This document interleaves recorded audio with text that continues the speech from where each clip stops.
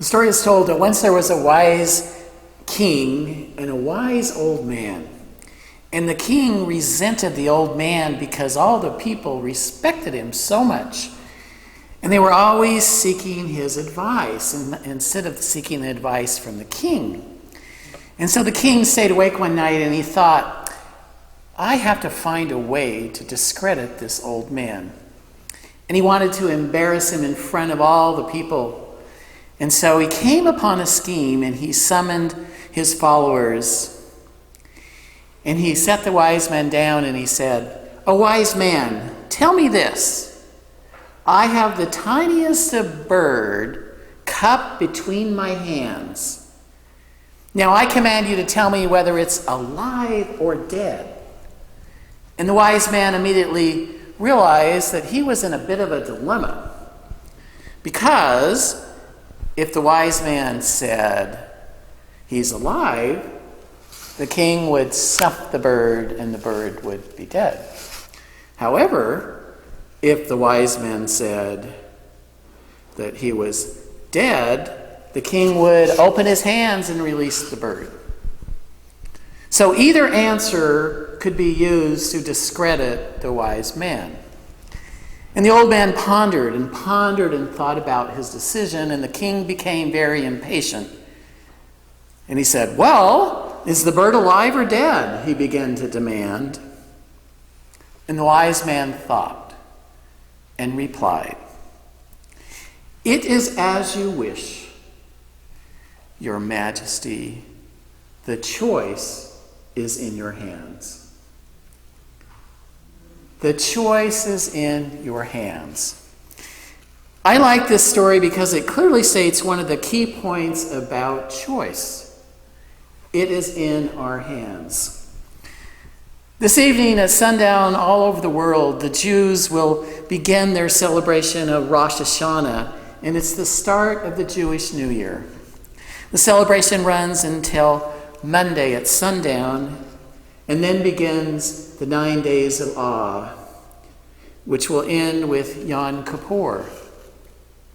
The time of Yom Kippur in the Jewish tradition is a time of atonement. And it translated into the word "at one moment." Both holidays represent the highest of all the holy days in the Jewish faith. And when I joined the UU Church, one of the things that I came to appreciate is that my Jewish faith was welcome and that I could continue to practice these holidays of what meant to me. And each year, as I've grown as an adult, I've taken the time once a year to do what I was brought up to do as a young Jewish young man, and that is to reflect. Yom Kippur and Rosh Hashanah are a time of reflection where Jews all over the world come to think about the choices, the decisions, the things that have gone on in their life, particularly those things that have happened within the last year. And each year I look forward to this time of year because it gives me a choice. It gives me the opportunity to sit back and to think about the relationships that I've formed this past year, ones where I might have offended, ones where I need to make justice, and ones that I can cherish with gratitude. And at the same time, it causes me to look forward with great anticipation to a new year, to new experiences, to new relationships, to building and increasing my life as I move forward. Now, Rosh Hashanah is not something that only Jews can have a corner on. Several years ago, as I shared with my home congregation about this particular time, and we actually did a service on it, I began to say that Rosh Hashanah, each one of us, the concept there, need to take time in our lives and take time to reflect and take time to think about our relationships with each other, with the community in which we're a part.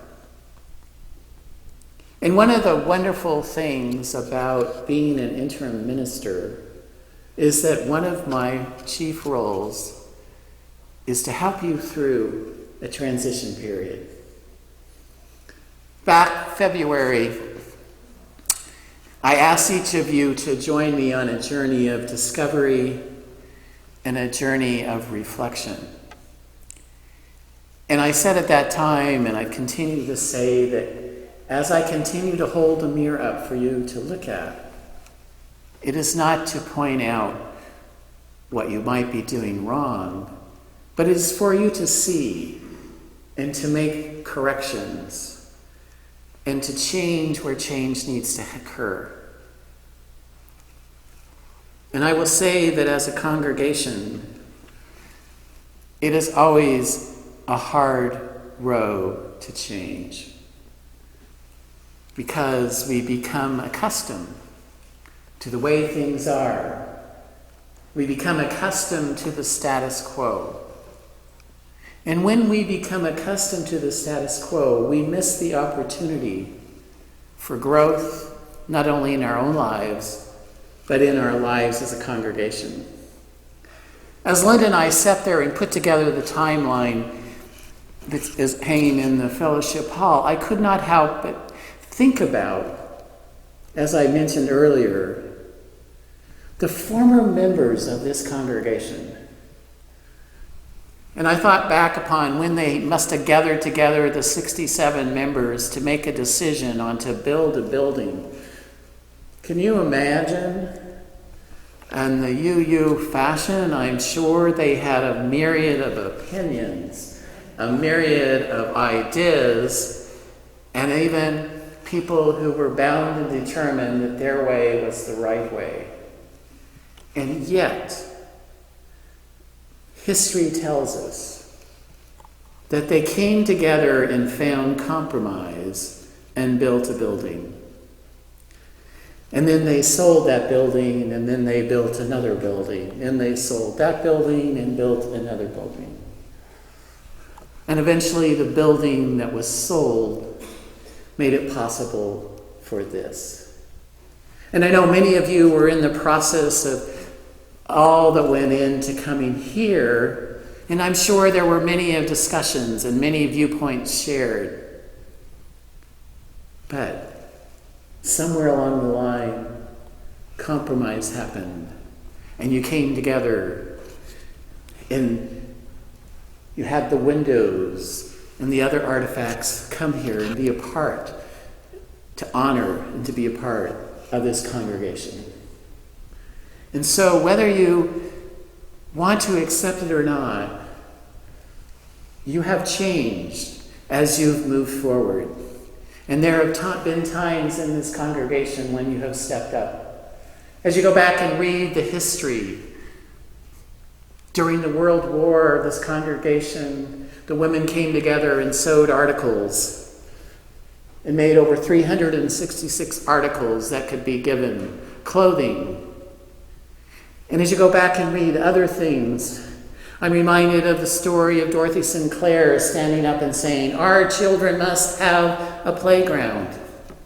And we can't have a playground where the current church is.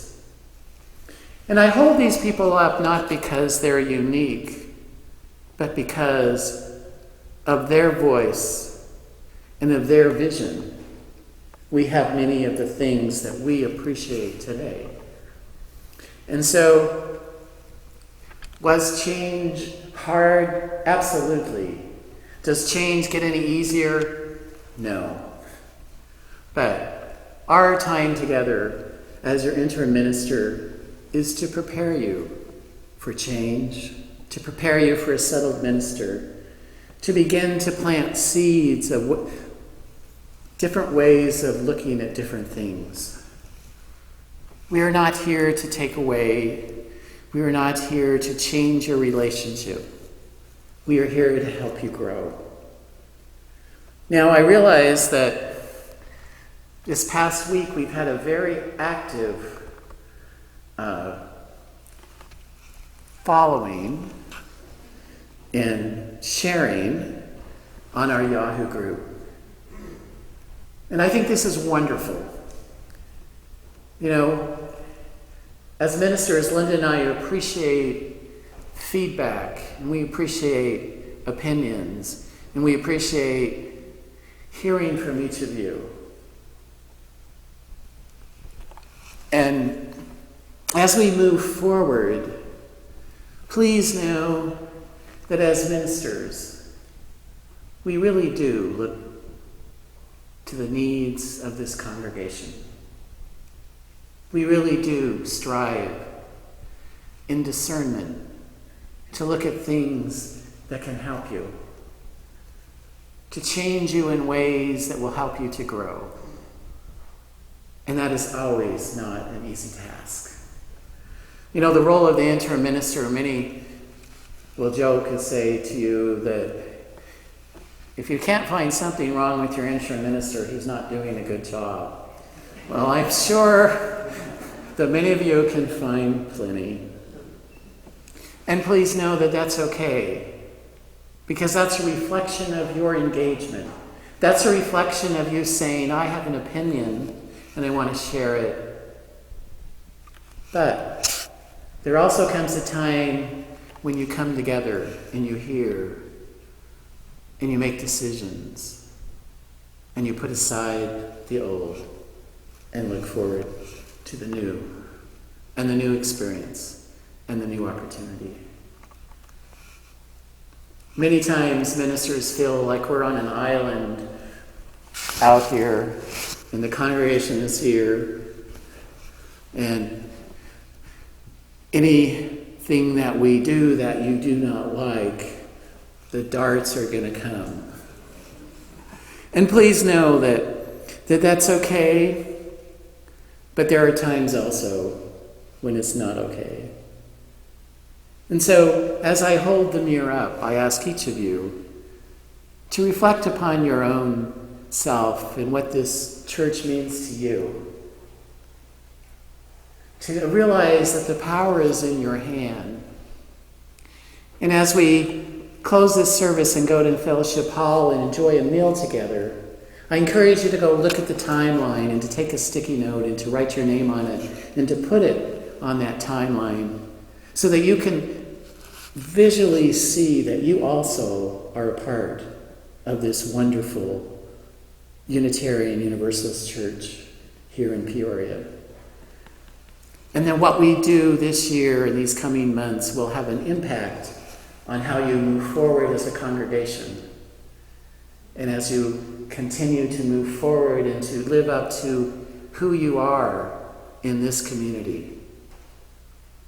Know that I love you. I do.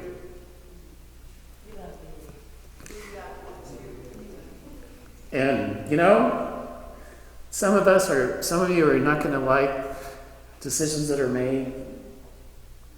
And those points, come and talk to the ministers. We're not here to have an us and them. We're here to have a community, a faith community where voices can be heard and where we can come to consensus which is best for all. It is never easy being an interim minister, especially following a beloved minister that served this congregation for 28 years. And I recognize that many of you still have grief about that. And I wish I could make a magic wand and make that disappear, but as we go through this year, we'll have more discussions about grief and how to handle grief.